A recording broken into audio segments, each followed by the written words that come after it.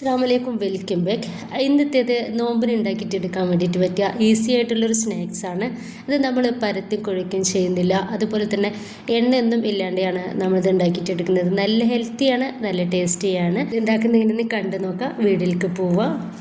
ഇതിന് വേണ്ടിയിട്ട് ഒരു പാനിലോട്ട് 2.5 ടേബിൾ സ്പൂൺ വെളിച്ചെണ്ണ ഒഴിച്ചെടുത്തിട്ടുണ്ട്. ഒരു 2 മീഡിയം സൈസുള്ള സവോള ഇതുപോലെ നീളത്തിൽ കട്ടാക്കി എടുത്തിട്ടുള്ളതാണ്, അത് ഇതിലേക്ക് ചേർക്കുന്നുണ്ട്.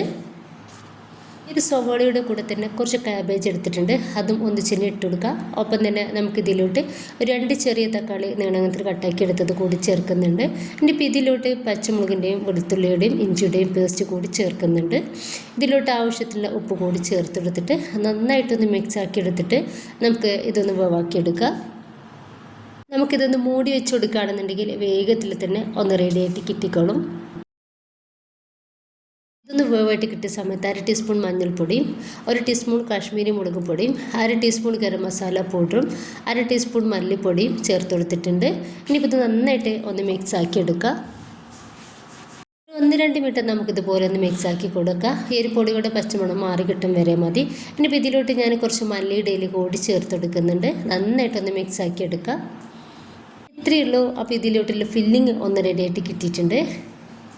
ഒരു മിക്സിയുടെ ജാറിലോട്ട് 1 കപ്പ് പാലും 1 കോഴിമുട്ടയും അതേപോലെ തന്നെ 1/2 ടീസ്പൂൺ കുരുമുളക് പൊടിയും പിന്നെ ഇതിലോട്ട് ആവശ്യത്തിനുള്ള ഉപ്പ് കൂടി ചേർത്തെടുത്തിട്ടുണ്ട്. നമ്മൾ പാലെടുത്തിട്ടുള്ള ആ ഒരു സെയിം അളവിന് 1 കപ്പ് മൈദ ഇതിലേക്ക് ഇട്ടെടുക്കുന്നുണ്ട്. 3 ടേബിൾ സ്പൂൺ സൺഫ്ലവർ ഓയിലാണ് അതുകൂടി ഇതിലേക്ക് ചേർക്കുന്നുണ്ട്.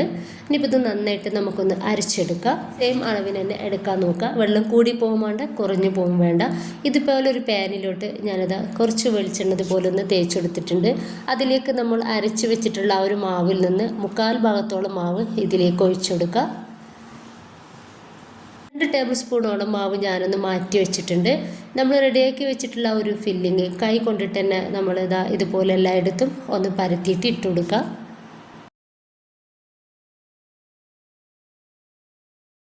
ഒരു 3 കോഴിമുട്ട ഒന്ന് പുഴുങ്ങിയെടുത്തിട്ടുള്ളതാണ്. അപ്പോൾ ഒന്ന് നമുക്കിതിലേക്ക് ഒന്ന് നിരത്തി വെച്ച് കൊടുക്കുക.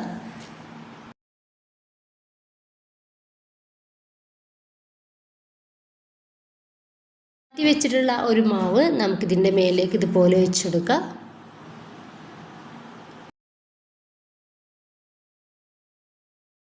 ഇനി ഞാനിതാ ഒരു 2-3 തക്കാളിയുടെ പീസ് നീളത്തിൽ ഇതുപോലെ ഒന്ന് എടുത്തിട്ടുണ്ട്, അതുകൂടി ഇതിലേക്ക് ചേർക്കുന്നുണ്ട്. സമയത്തൊക്കെ നമ്മൾ തീ ഏറ്റവും ലോവിലാണ് ഇട്ടിട്ടുള്ളത്. ഇനിയിപ്പോൾ ഇതിൻ്റെ ശേഷം ഞാനിതാ നന്നായിട്ട് ചൂടാക്കിയ വേറൊരു പാന് അടുപ്പത്ത് വെച്ച് കൊടുത്തിട്ടുണ്ട്. അതിലേക്കാണ് ഇനിയിപ്പോൾ ഇതൊന്ന് വെച്ചെടുക്കുന്നത്. എന്നിട്ട് ഒരു 10 മിനിറ്റ് നമുക്ക് ഇതൊന്ന് റെഡിയാക്കി എടുക്കാൻ വേണ്ടിയിട്ട് സമയം എടുക്കുക. ഒന്ന് മൂടി വെച്ചിട്ട് ഏറ്റവും ലോ ഫ്ലെയിമിലിട്ടിട്ട് ഒരു 10 മിനിറ്റ് എടുക്കുക.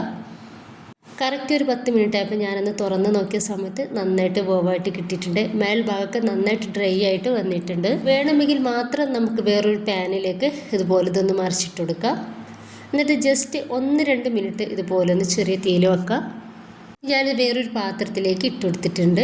നല്ല ചൂടുണ്ട്. ചൂടാറിയതിന് ശേഷം നമുക്കിതൊന്ന് കട്ട് ചെയ്ത് നോക്കാം.